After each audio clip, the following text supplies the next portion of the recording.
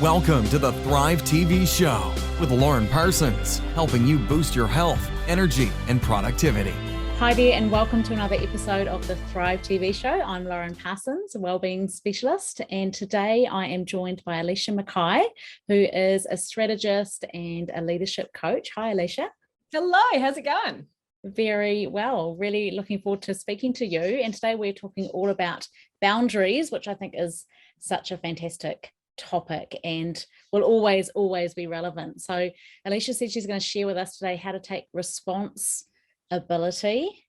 2 words with a hyphen, how to choose guilt over resentment, and why guilt is selfish but boundaries are generous. So I love the sound of that. So before we dive into that, Alicia, can I just do my this and that questions with you? Go for it. Fantastic. So tell me, spots or stripes? Oh, neither. I hate patterns. I'm a very plain woman. Okay, nice. Cats or dogs? Oh, I just got a puppy. Do you want me to show you the puppy? Yes, show us the puppy. And if you're not watching, head to thrivetvshow.com if you're listening to the podcast. Imagine a little teddy bear that doesn't even look like a dog. Hi, Ginger. So I'd probably so far say I don't know, actually, because I have a lovely cat and he's very low maintenance. And whereas the dog is much nicer to me, but requires a lot of attention. I'm not doing a very good job of this so far, am I? Yeah, it's supposed to be short and sweet, but that's all right. You get bonus points because whenever we get fur babies on the show, that's always bonus.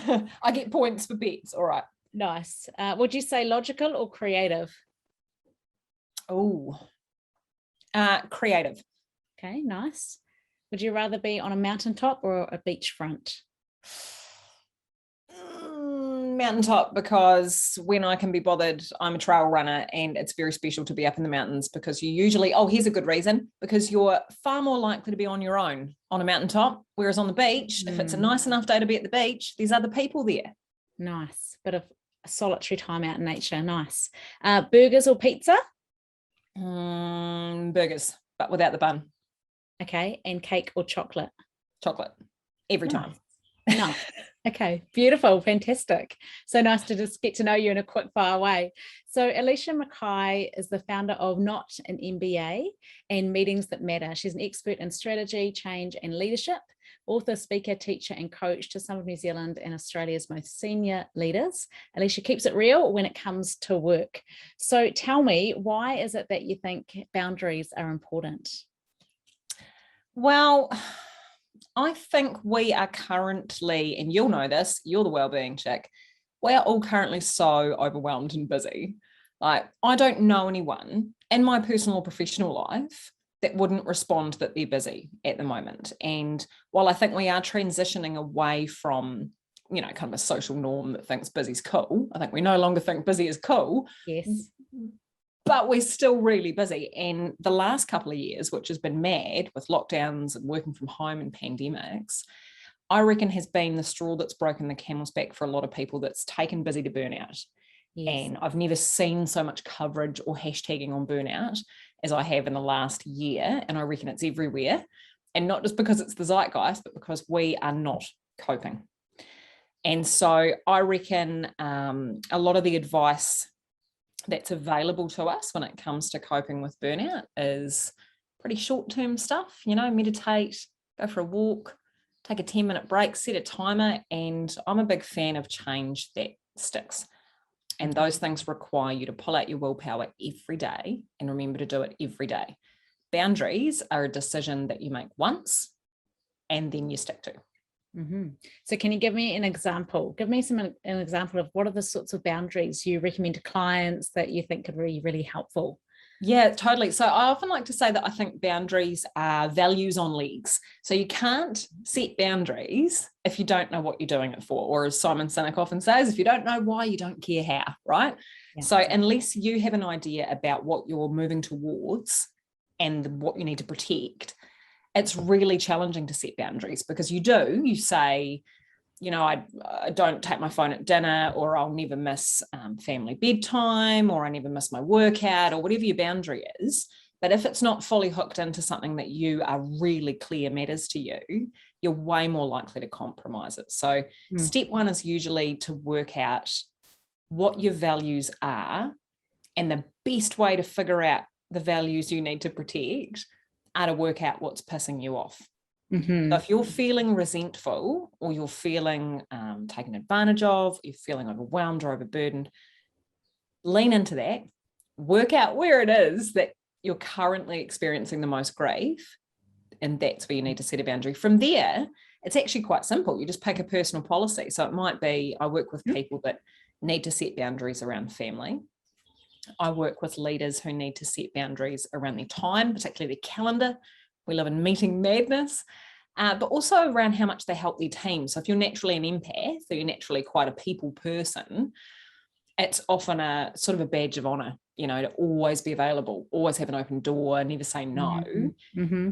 And that's exactly the kind of behavior that trips you up at a certain point. You know, strengths overused generally become weaknesses. Yes. And so whatever your boundary needs to be, I can't tell you, there's no cheat sheet, unfortunately, but have a look at what really matters to you and what you're feeling a bit pissed off about at the moment. And I reckon you'll figure it out. I was just reading your fantastic, I think it was an article about this, and you sort of had an exercise of going through and writing those things down. So I'll make sure that link is down below as well. Right. So literally, if you haven't already, do go to thrivetvshow.com, click through to this episode, and you'll see all the links below. And it just was a really clear process, like you say, for people to work through what are the things that are annoying you right now, what is overburdening you, and that will actually lead you to come up with, I like that, your personal policy. Oh, totally. Because you can't argue with a personal policy. It's not a matter of opinion. It's not up for debate. So if you try to justify, and that's a trap in itself, is when people feel like they need to apologize for or over justify their decisions. I'm really sorry, but it's just that, you know, my daughter's got her presentation that night and it's been a hard week. And, you know, you can do that. Yes. Or you can try to justify it by going, you know, they say that if you use your phone an hour before bed, then you get cancer. And so I'm not using my phone. You don't need to do that. Yeah. That creates opportunity for discussion. When you got a personal policy, you just say things like, I don't work on Tuesdays. I'm always home for dinner. I don't check emails after 6 p.m. Whatever that is, that's my policy. Yeah, That's I love what it. And I love it when people broadcast that in their signature block as well. Oh, I love that too, the email signature. Yeah, I don't check emails at the time, or I only check emails 3 times a day if you need to reach me urgently, because it just sends this message that not that you're an irresponsible person, but that you're highly responsible, that you're clear on your values, that you're spelling it out, and you're actually leading the example for other people as well. Oh, bang on, right? So you've touched on something quite earlier that I think is really important, which are that boundaries are quite generous. They're a gift to others. So what I reckon is, when you are feeling really guilty and really resentful and you're holding on to everything, that feels like you're being a good person. It feels like you're being a martyr. The number one reason that people tell me they don't want to say no, or they don't want to draw the line, is because they don't want to look like a dick, or because they don't want to upset others, or they don't want to give others more work, or they think that their family or their boss won't cope. Yes. And I reckon that's really rude, because you're denying the other person in this equation the ability to respond, right? You're taking their agency away from them. Like, there's 2 columns, there's your bit and there's their bit, and you're trying to have it all. And it's actually not flash. It's a control thing.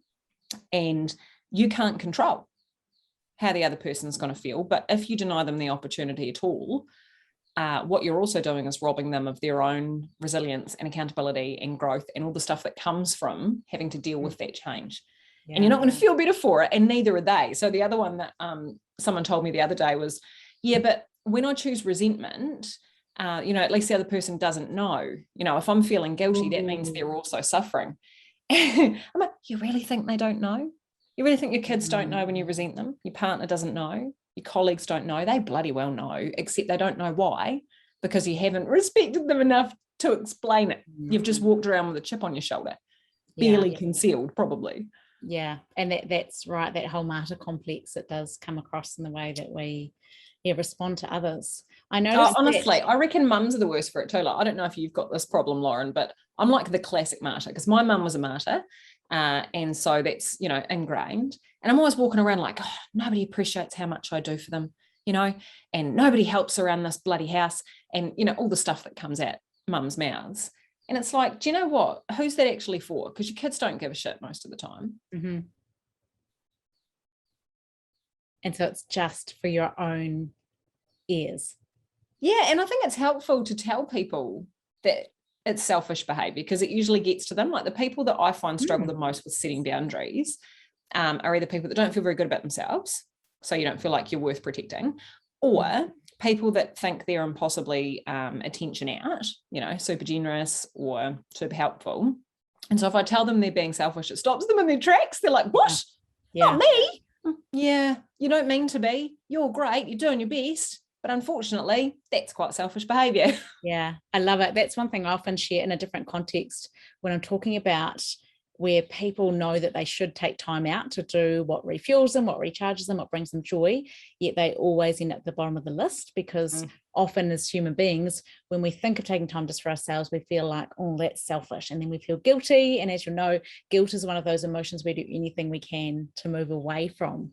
And so if you've got the tape playing in your head that, oh, taking time for me is selfish, then you'll never, ever do it. You're constantly self-sabotage. So I talk to people about the fact that if you don't actually take time for you to fill up your cup to overflowing, then you end up going around being that grumpy, impatient, less than your best version of yourself. And that is actually selfish. So I love that it's on a slightly different angle, but it's that same thing. I often say, that's tough love from me to you if you're listening and thinking, whew, it's a bit harsh, Lauren, but that's the truth. And it's also the thing that unlocks giving you the freedom to go, actually, yeah, if I don't do this, that is selfish, because I'm going to be grumpy Lauren, grumpy mum, grumpy wife. I'm actually going to go out for that walk right now and clear my head and get some sunlight and get some fresh air, because I really need to do this, not just for me, but for everyone around. It's a funny one, isn't it? Because on the one hand, it's like I've got this kind of innate feminist allergy to the idea that the only way we can justify looking after ourselves is if it's in service of others. And I think, for God's sake, do we have to keep pushing ourselves in that bloody role where the only way we can feel good about just enjoying ourselves is because it's good for work or good for the kids or good for someone else? And I think, well, fuck that. Like your birthright is to feel good, right? You just get to feel good. You don't have to earn that. However, I'm also on the other side of the fence going, well, I'm also a big believer in, someone said to me the other day, I think it was Lisa O'Neill, profit from your pathology. And I went, ooh, and it's this idea of just hacking whatever it is that drives you. And if a sense of guilt is often what drives you, cool, hack that and do exactly what you've just said, which is if you don't create the space to be creative or to look after your own well-being or to learn or whatever it is you need space for, you're being selfish. And the leadership example of that is often, I say, look, when you are cleaning up other people's messes for them and you're meddling in the details, you are operating so far below your pay grade that you are ripping your employers off. And they're like, what? I'm like, how much are you paid for this? What a rip-off. And because you're doing that, you're chewing up the bandwidth, which is supposed to be used for what you're paid to do, which is to think strategically and have influence and build relationships, and you can't do it. And so I think that's really useful, is to take whatever does drive you and hack it. However, I don't necessarily think it's the best long-term strategy, because the more we feel as though we've got to justify feeling good, I think the more we're running away from something rather than running towards it. And my personal discomfort with these kind of conversations that you and I are having is that now that, it's so good we're talking about well-being at work. It's so good we're talking about resilience and mental health and all those things. And, everyone's like, hey, go have a meditation session and a yoga. Love that. But the layer of discomfort I've got with it is that it's kind of coming with an implication that the value of doing that is to make you a more optimal worker, right? It's to make you more productive. It's to make you more engaged. It's to make you better. And the idea that we should have to justify just being a person through a lens of being a good, productive little capitalist also makes me feel a bit iffy. Yeah. And I can relate to that very much, because I'm that person that's out there saying, I'm here to help you boost your well-being Yep. and your productivity, because, I'm helping the HR manager, the people and culture manager sell it to the CFO so they can go, oh, right, we're not just doing this because it's the right thing to do and because this is what our people deserve. We're actually doing it because it will make a difference financially. So yeah, I get both sides of that. And I put my hand up and say, I'm the one probably spreading that message as well. Oh shit, me too. Like the only reason I have a platform is because professional people who are really frustrated and not necessarily coping read my stuff and go, cool, that makes me feel better. I'm going to get back to work. And so I think you can both exist inside an ecosystem and have your eyes wide open to, I guess it's don't fall for your own bullshit, isn't it? Being able to go, yeah, what I'm saying comes from a place of integrity, and let's keep our eyes open about the system that we exist in. Because if we think we have to only draw boundaries at work,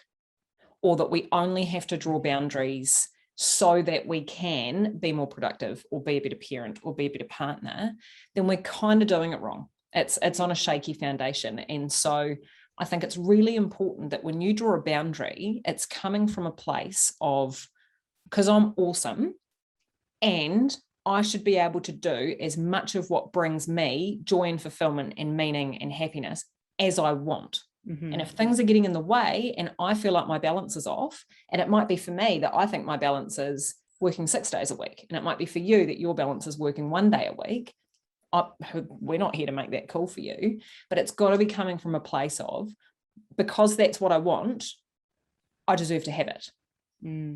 I just do, just because I'm awesome, just because I'm alive and I exist and I'm great, without having to say, because it's been a really big year, or because that big report's been done. Like, no, you're just awesome.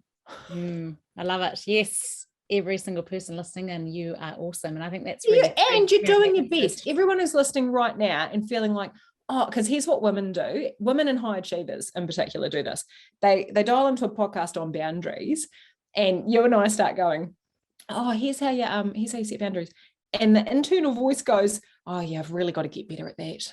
I'm just not very good at setting boundaries. I really should be better. And I'm like, oh no, you're using this as a whip to hurt yourself with, when what we're trying to say is, you are doing great. You're doing the best you can with what you've got. And if you're experiencing overwhelm or resentment or depression or burnout, that is a useful piece of information that you can now use to change course. Resentment is a useful piece of information that says, oh, there's a boundary missing. There's a hole in the fence. Better patch it. It's not something to go, see, you suck at setting boundaries, because that's not useful. Exactly. Yeah, I love it. Now, you said that you're going to talk about taking what you called responsibility rather than responsibility. Tell us about Isn't that neat? I actually the ability to respond. Add to the show notes. I need to find where I got that from, because I'm really uncomfortable with not attributing, because it's definitely not mine. I read it somewhere and went, bam. And then it was so common sense that it's just become part of my approach now. So I have to find it, because whoever decided to coin that is a bloody genius, and it's probably 10 other people. But essentially, your responsibility and taking responsibility is all about how you choose to respond to a particular situation. And it sounds so basic when you put it like that, but we often misconstrue the idea of responsibility, and we actually think it's about taking on things that are outside of our sphere of influence and outside of our sphere of what we should be dealing with. And we're like, if I'm a responsible person, that means I control all the variables and I make sure everybody's looked after and I never drop the ball and I do it all. Whereas actually, if we think about responsibility as choosing with intention how you're going to manage your time and your emotions and your behavior and your energy, and that when something comes up, you've got very little ability to control the situation a lot of the time, but you've always got the ability to control how you respond, is a very freeing and powerful thing, right? Because I'm on a bit of a rant today. Yeah, just give me an example. It's good. Okay, give me an example to make it really tangible. Yeah, because I'm thinking, you know how Instagram's like, oh, hashtag positivity, hashtag motivation, hashtag be grateful, be blessed, and you'll be fine. And I'm like, yeah, but some things are just inarguably shit. You know, if your husband cheats on you, or your dog dies, or you're made redundant, those things are inarguably shit. And someone saying be grateful, be blessed, not useful. However, Nietzsche has this idea around, it's a Latin phrase, amor fati, where he says, love your fate. And what I love about that is the idea that, that stuff, it's happening anyway. So if somebody drops the ball and doesn't get something to you on deadline, if your kids misbehave, if you do lose your job, if you do lose money, if you do lose your husband, whatever that is, that's happened anyway. But the only thing that you've got is your ability to respond to that. Yes. And the useful thing about boundaries is they're like your values, but on legs, right? So whatever your value is, whether it's honesty or whether it's connection or integrity or whatever that value is, that's your opportunity to exercise it, right? So your responsibility is your ability in that situation to draw on what matters to you and push whatever your behavior is through that lens. And what I love about that is it's kind of irrelevant how other people behave in that situation. You just sleep better at night. And what it requires you to do, and what's hard about it, is to not try to take ownership of other people's reactions and behavior. Yeah. And that's really hard to do if it's not coming from a place of a personal value, which is why boundaries and values are so interlinked. You have to have them. And I like what you said before about your personal policy. It's okay, my value is that I want to spend time with my family. So when someone says, hey, can we do this meeting at 4:30, and I'm like, oh, it doesn't feel really good, I can just go back and say, actually I have a policy, I only work until 3, or I have a policy of this is my family time, or whatever the thing is. And so it's great. I think it feels like it gives you this strength to be able to just respond without all the explaining. You can just, and the person on the other end, they can then take responsibility for their bit. And so they can choose whether they want to be pissy about that, whether they want to go and find somebody else to have the meeting with, whether they want to be understanding or reschedule or get things to you earlier or no for next time. Whatever they do is totally up to them. They have the responsibility there. But you've done your bit. And it's like things are all nice and neat because they're sitting in the right place. Yeah. And it reminds me of that quote that people will always treat you the way that you allow people to treat you. So it's just, you are just, people will always treat you the way that you allow people to treat you. And often I can just see light bulbs go off when I share that with someone and they're like, oh, because we've got to take responsibility for our part in any relationship because they're always two-way. Oh God, yeah, because we train people, and from a work lens, I remember dealing with a council years and years and years ago when I was doing consulting type work, and they were trying to change the way they did things in their building department. And like any of you who've applied for building consent recently are going to die when I tell this story, but basically they had not just same day response time for booking an inspection from a building inspector, but they would usually get there within 2 or 3 hours. So if you rang this council and said, I'm ready for my sign off for my code of compliance, they would have an inspector on site within a couple of hours. Wow. And when I said to them, you can ask people to book, 2 or 3 weeks in advance. Some councils, you've got to wait a month to get a building inspection. They were like, oh, no, our community would never stand for that. We really pride ourselves on our excellence in customer service and our responsiveness. And our builders would never expect that. How would they plan their work? I'm like, well, they manage it everywhere else in the country. So you've trained your local builders to expect that kind of response from you. Yeah. But actually, who is that serving? Because you've got building inspectors who are behind. They're here, there, and everywhere. They're not making good use of the ratepayer funding that pays part of their wages because they're driving all over the place and they're not planning their days out in sensible ways. There's heaps of time in the car. They're behind on their paperwork. So actually you've trained people to expect something, but if you change the policy, they will just adapt. Remember when they said you couldn't smoke in the pub anymore, and everyone was like, well, this is the end of the hospitality industry. Nobody will ever go to the pub if they go, oh, okay, it was fine. Yeah. Just like that. We all adapt, don't we? Yeah, we learn from what's pushed back. Oh, God, I noticed that you said some interesting things about guilt and resentment.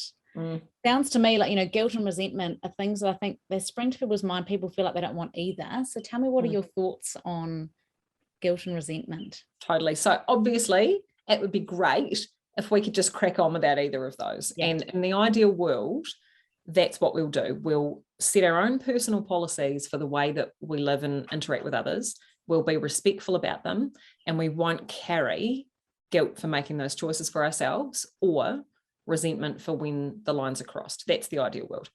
The real world, as soon as our ideas collide with reality, is that we're often in tricky situations where we do need to make a call. And often that decision is between either sucking it up, right, internalizing it and resenting the situation or the other person, or setting a boundary but feeling guilty about it. So oftentimes it feels like those are our only two options. And Gabor Mate, in his book, which one is it from, actually? God, he's so good. Read everything by Gabor Mate. It might be from When the Body Keeps the Score. But Gabor Mate says that if you're ever facing a choice between guilt and resentment, always choose the guilt, because resentment is soul suicide. Because guilt is temporary, but resentment is toxic. It breeds and it festers and it affects your relationships long term, and you're sitting there swallowing that poison, suffering it for yourself, and the other person has no ability to shift it because you haven't given them the chance. With guilt, it feels awful to have the chat and quit your job or decline the meeting or whatever it is you need to do. But they're like, then it's done and you can move on, and you've both got new opportunities now in that relationship to respond differently and hang out differently and make different choices. And when I first read that line about when you're faced with the choice between them, always choose the guilt, it was, when you read something or you hear something and you just get this like oof in your stomach and you're like, oh, that's it, isn't it?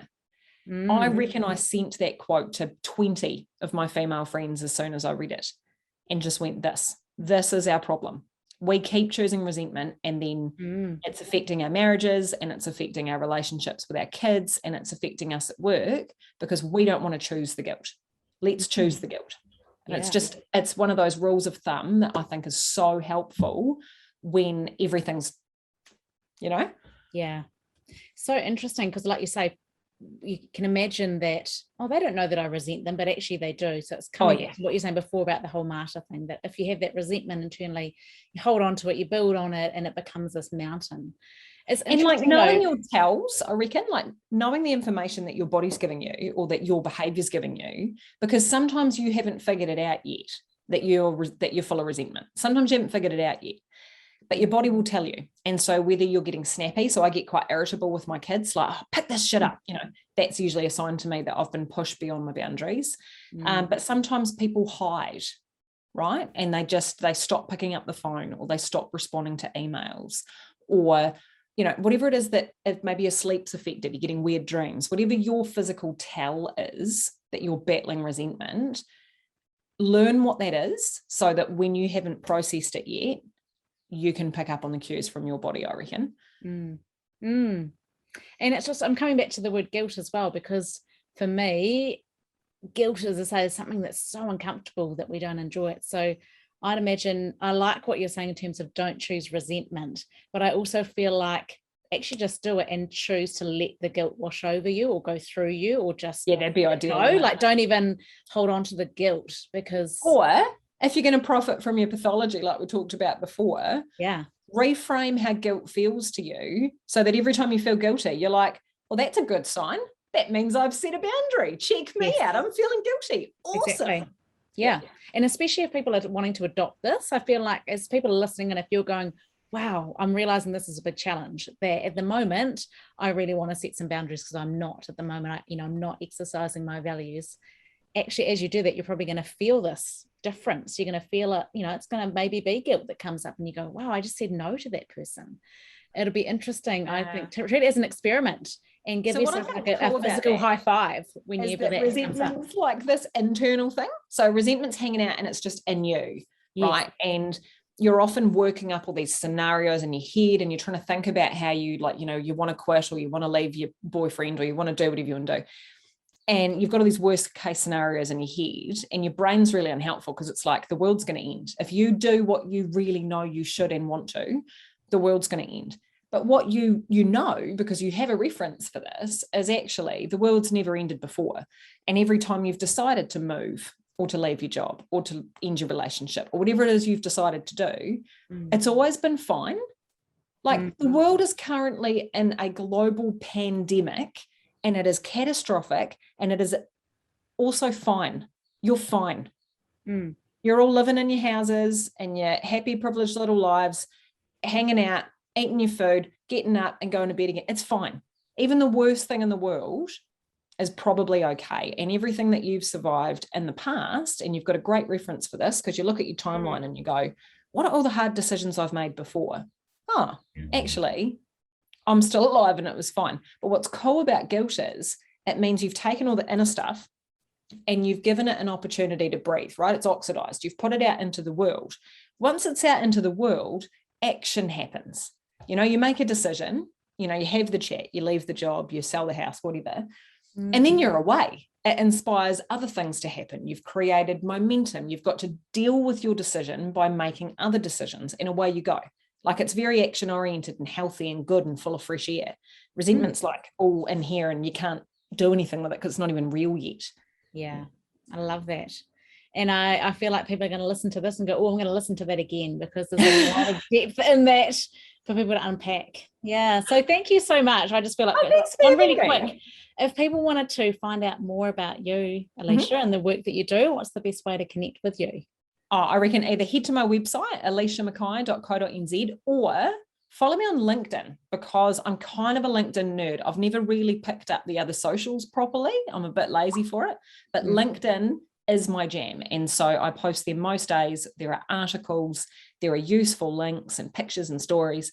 And so if you want to know what I'm up to, or you want more kind of ranty and a little bit sweary life, leadership and work advice, then that's a good place to start. Yeah, nice. And yeah, you are a great writer. I really enjoy reading all your articles and updates. Oh, thank you. So if there's one final thing that you want to share with people that are listening in, what would that be?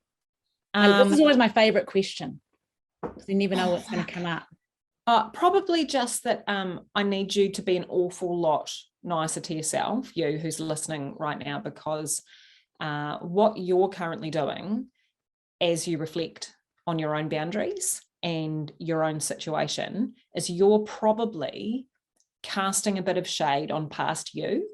And I'm not comfortable with that, because I know that past you was trying really hard and just did absolutely everything they could with what they had in front of them. So I'm not going to have you beat them up, because I like them. So I'm not even telling you to be nice to yourself right now.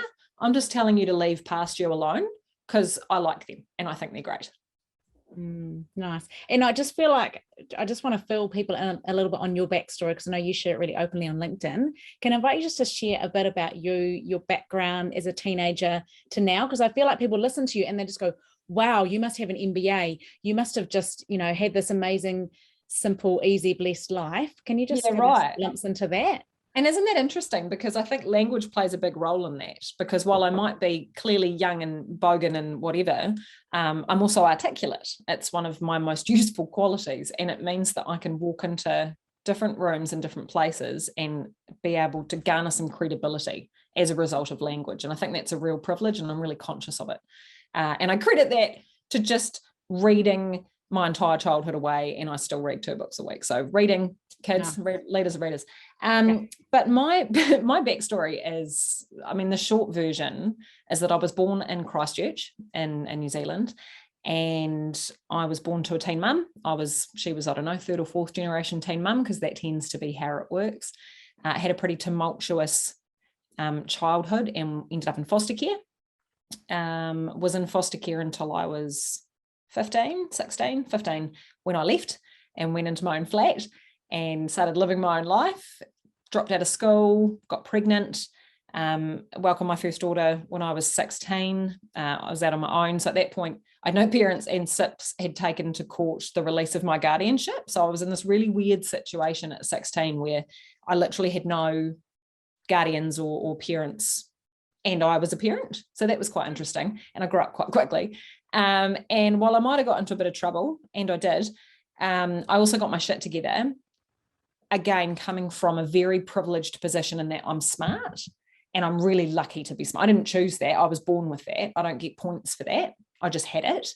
But fortunately for me and for my family, I didn't waste it. So when I was 17, I managed to sweet talk my way into the University of Canterbury, sorry if they're listening, without the requisite qualifications, by convincing them I was quite smart. I had my 4-month-old baby in a pram next to me, and I'm like, yeah, I'm really smart, you should let me in.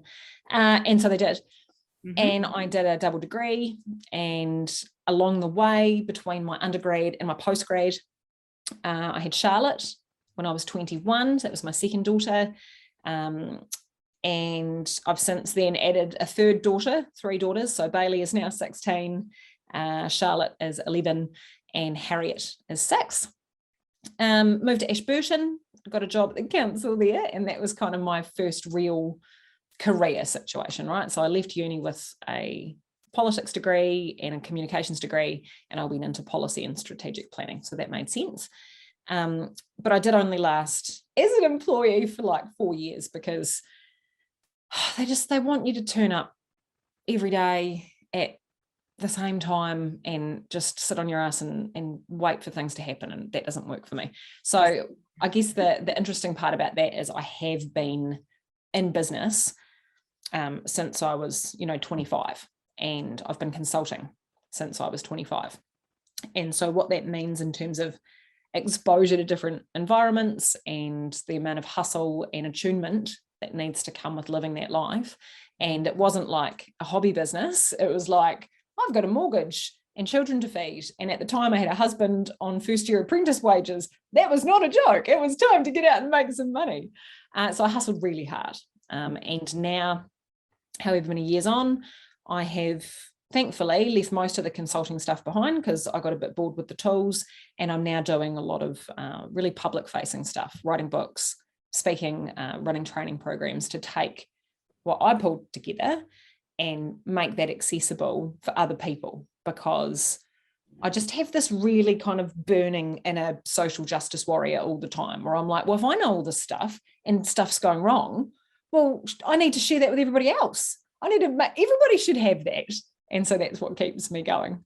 Yeah, nice. I love it. Thank you for sharing that. I feel like this is the greatest backwards interview that I've ever done, because I didn't ask. It was that. It was like, what do you know? And then why do you know it? Yeah, exactly. But I like that, because so often people are like, I'm just going to fast forward through the intro, but I want to get to the content. So yeah, you've got the content, but now you've got the story. So thank you. And from a mother of 3 daughters to another mother of 3 daughters, from someone who skived off on exchange and also had to get a special UE entrance, because I didn't do my last year of school either. Yeah, a lot of simple. You are my people, Lauren. I like it. There's not a lot you can't do with a bit of confidence and enthusiasm, eh? Yeah, and as my husband always likes to remind me, and I like this saying as well, is that forgiveness is sometimes easier than permission. Oh, so yeah. Sometimes it's just go ahead and make it happen, and if it's not quite right, we'll get forgiveness, but let's just make it happen. So no, I totally agree. And I mean, I hate to be the privilege checker all the time. I'm like, I know I can ask for forgiveness because I am, smart and bright and white and likable and female. And so I can do that. And I also know that, I've got 2 Papua New Guinean sisters, that they don't have the same privilege or scope to do whatever they like and get away with it. And so I both think, always opt for forgiveness over permission if you're able to do that, but be very conscious of the fact that that is a privilege, and leave it better than you found it for the people that don't have the same privilege. Yeah, absolutely. Yeah. Oh, thank you so much. We could chat all day, but I just really value and appreciate your time. I'm sure everyone has enjoyed hearing your thoughts around boundaries and just life in general. So thank you so much. Thank you so much for having me, Lauren. It was a pleasure. So thanks to everyone for tuning in. That's been another episode of the Thrive TV show. Go out and thrive. Thank you for listening to the Thrive TV show with Lauren Parsons. Visit thrivetvshow.com to access the show notes and discover our fantastic bonus content. And be sure to subscribe so you don't miss the next inspiring episode.